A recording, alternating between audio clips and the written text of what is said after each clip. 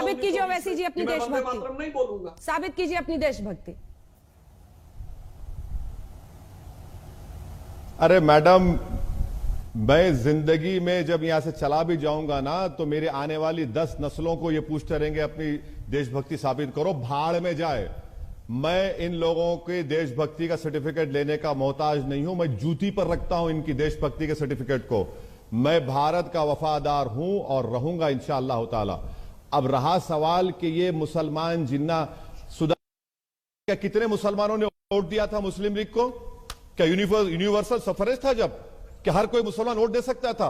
Vote डालने का मियार था जो जमींदार थे, जो नवाब थे, जिनके पास इतनी आमदनी का हिस्सा था। सुधांशु जी, उन्हीं लोगों ने वोट दिया और वो पाकिस्तान चले गए। ये आप क्यों नहीं बताते बार बार?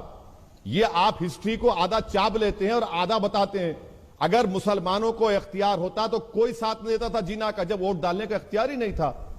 मुझे आपसे सिर्फ इतना ही कहना है कि जब आप किसी मुसलमान को देखते हैं तो आप अपनी सोच को बदलिए। और भारत के संविधान में फ्रीडम ऑफ एक्सप्रेशन है मेरे पास, और आप यकीनन अपने मजहब पर चलिए, सरस्वती वंदना पढ़िए, वंदे मातरम पढ़िए, मगर आप इस बात को समझिए कि किसी को आप फोर्स नहीं कर सकते। जहां पर नेशनल एंथम का मामला आएगा हम खड़े रहेंगे। जहां पर मेरे बाजू अगर कोई खड़े होकर बोलेगा भारत माता, मैं उसकी इज्जत करूंगा। जहां पर मेरे साथ कोई खड़े होकर बोलेगा वंदे मातरम पढ़ूंगा, मैं बराबर खड़े रहूंगा। मगर अगर आप ये बोलेंगे कि नेशनल एंथम से हटके हम आपके गले पे रख देंगे, आप गरिए क्यों करेंगे? फ्रीडम ऑफ एक्सप्रेशन नहीं है भारत में? खत्म हो गया क्या? क्या मोदी की हुकूमत आई तो क्या किम जोंग की हुकूमत आ गई? क्या संविधान खत्म हो गया?